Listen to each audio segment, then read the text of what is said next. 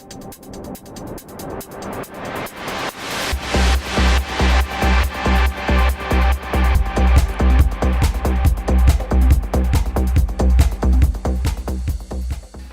to Just Talking with Rick. I'm Rick Wilson, the owner of the Wilson Practical Defense website and a senior curriculum advisor at KPC Self-Defense in Edmonton. As always, we're talking self-defense, so we have to hold up Mark McYoung's book because I think it's something you should really read, along with Rory Miller's information, because as we get into later, understanding violence dynamics helps you understand and articulate better your need for self-defense. And Rory Miller is one of the best at the violence dynamics in his books, and Mark McYoung also covers violence dynamics in his book as well. I promised that we would go back and we would read what's called the marginal notes, and there's a few of them, so we're going to take them a little bit at a time.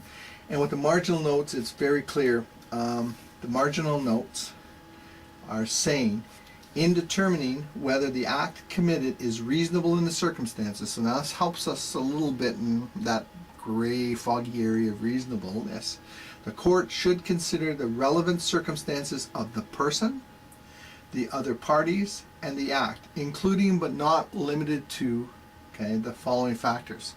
Now, the important part there is you include these, so you want to look at each of these and when you're articulating and cover them. But if there's anything else, you can also include those facts. And the first one is the nature of the force or threat. Okay, now the nature of the threat. I think the easiest way to talk about that is when remember that your force has to be reasonable in the circumstances. So if a person says they're going to slap you in the face and you pull out a gun and blow them away, the nature of that force or threat, was it reasonable? Were your actions reasonable in context to the nature of the threat? I'm going to say in that case, right away, you're toast. That wasn't reasonable, and no one's going to agree with you that's reasonable. And the second one is, and the third one has a whole bunch of ones, so we'll leave that for later. The extent to which the use of force was imminent, and whether there were other means available to respond to the potential use of force. Okay, now, there's two parts to this. The extent to which the use of force was imminent, and this is where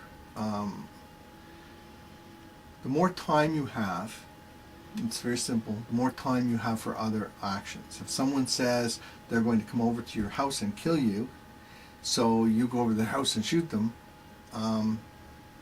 you had time to pick up the phone and call the police. That's not going to be seen as self-defense. I'm going to guess that. Again, I'm not a lawyer, but I'm going to guess the police aren't going to go for that one. Okay, so that's part of it. The threat has to be imminent. It has to be imminent. This happened, the threat is right there, the use of force is right there, and I had to act immediately. Okay, so the more time you have between the threat and the use of force, the more things they're going to expect you to have done to fulfill the second part. And the second part is very clear, whether there were other means available to respond to the potential use of force. Okay, so use of force is the last option unless it's the only option. Okay, like all continuums on the use of force, it's not really a continuum, it's a circle. If somebody's trying to stab you right away with a knife, you don't try and talk them out of that mid-stab. That's one, it's the imminent of it, the imminent use. If they're standing across the room with a knife talking to you, you want to start talking, you want to start doing some other things, you want to start leaving. This is where articulation is going to come in very, very, very important, because what you're going to do is you're going to have to articulate. I tried to leave. He stepped in front of me. I went to the other door. He went and locked the door. All those things are, I attempted to use another means.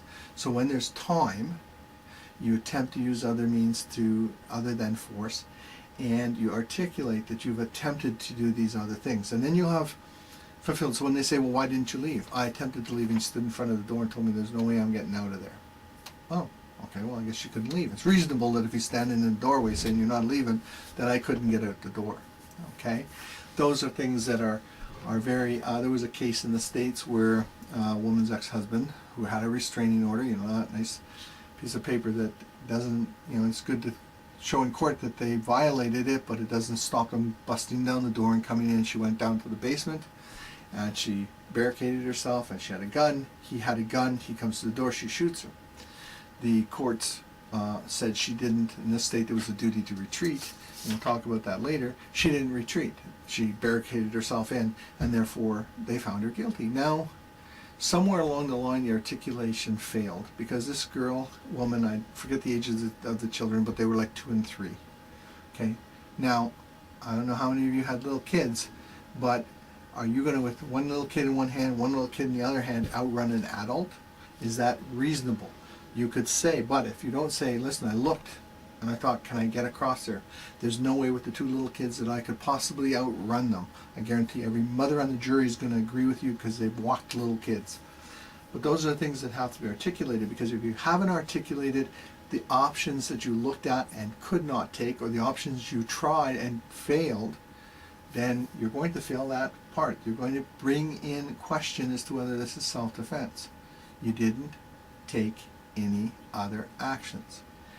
And the reason these 2 are together, in my mind, is because how imminent the threat is limits your options and the expectation and reasonableness of other options. So that's the first 2 of the marginal notes. And I think, as I say, in some states where there's duty to retreat, if there's a duty to retreat in your state, you're going to have to explain why you didn't take it. And I'm going to say, just from my personal perspective, anytime you have to defend yourself, you should cover why you did not retreat. You should cover that. And you should certainly have thought of that option and whether you can make it work.